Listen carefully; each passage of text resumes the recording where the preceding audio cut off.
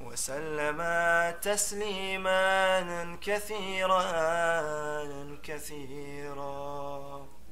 اللهم صل على محمد وآل محمد. اللهم صل على محمد وآل محمد.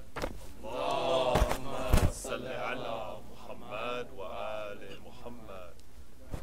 لا إله إلا الله، لا إله إلا الله، لا إله إلا الله. Please join hands together for Dawah Wahda. اللهم صل على محمد وآل محمد. لا إله إلا الله إلها واحدا ونحن له مسلمون.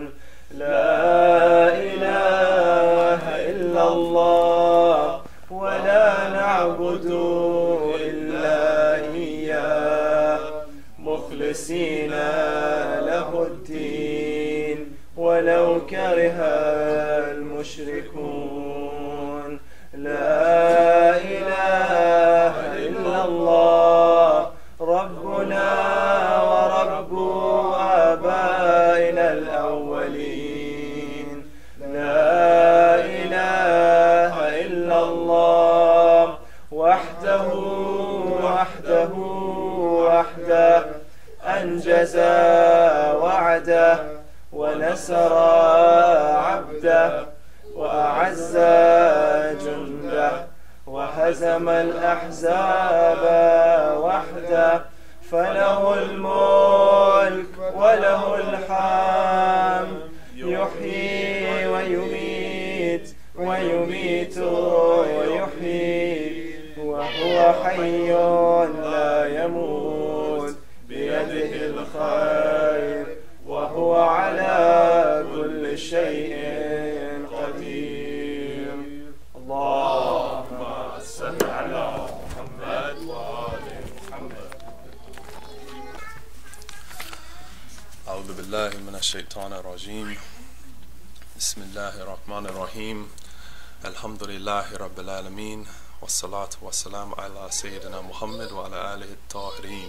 اللهم صل على محمد وآل محمد. Assalamu alaikum, brothers and sisters. Alaikum assalam. It's good to see everything. Good to see everyone here tonight. I'm going to do something a little bit unorthodox this evening.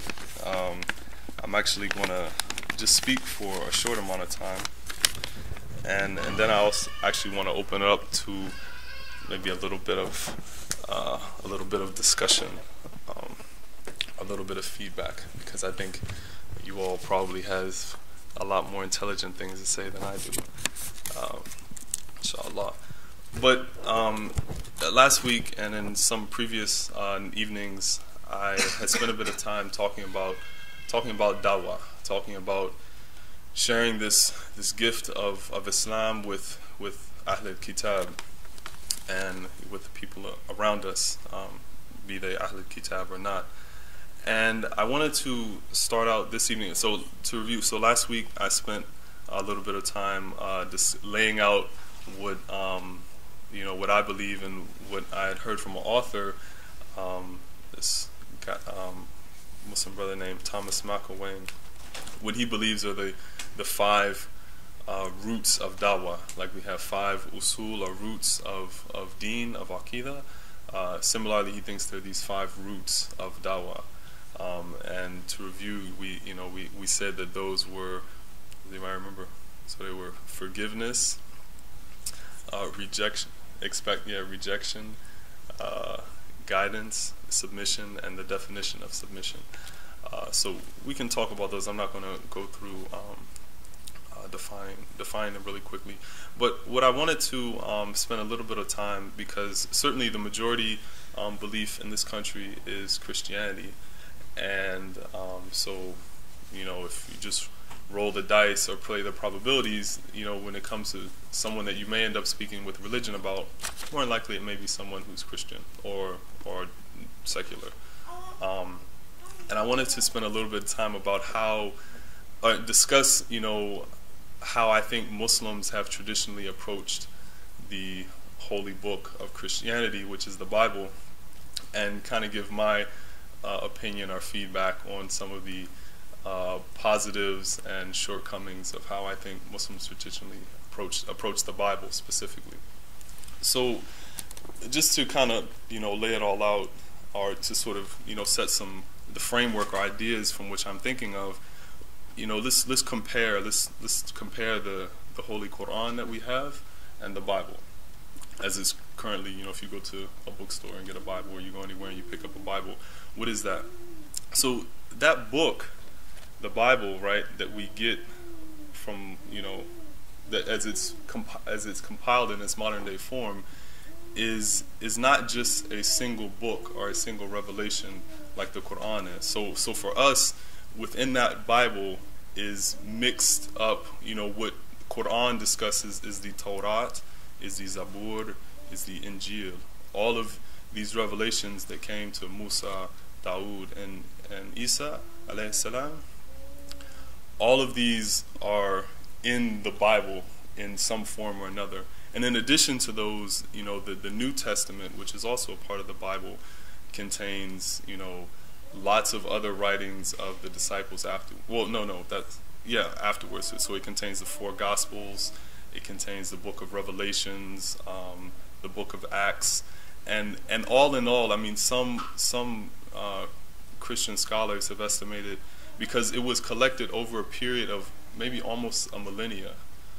Some people, some scholars estimate that altogether, the Bible as it currently stands is probably compiled of maybe almost 60 or 70 different books.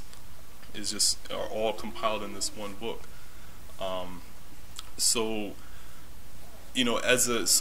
Because of that, as a whole, it makes it difficult to evaluate the Bible like we would evaluate the Quran, because it has many different writers, right? It's kind of like, the equivalent in Islam is, if you imagine, if we had in Islam, if we had the Quran, we had strong and weak hadith, and like Arabian Nights poetry, all compiled in one book.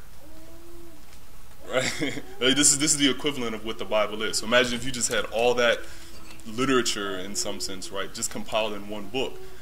Now, just because it's compiled in one book, let's look at it from the Islamic perspective, that does not take away from the authenticity of the Quran, right? Because we would know that there would still be authentic pieces of this compiled book, even though we knew it was some other weak hadith in there, and it was Arabian Nights floating around in this book. I'm trying to get you guys get the analogy that I'm trying to draw, right? So in the same way, Muslims need to view the Bible in this way. Within the Bible, there are certain parts that are clearly the divine revelation, clearly, that have probably been that have been transmitted, and from the original revelation that our prophets received. But of course, knowing which is which, that's not trivial, right? To figure that out, and most Christians don't know which is which. But but in many ways,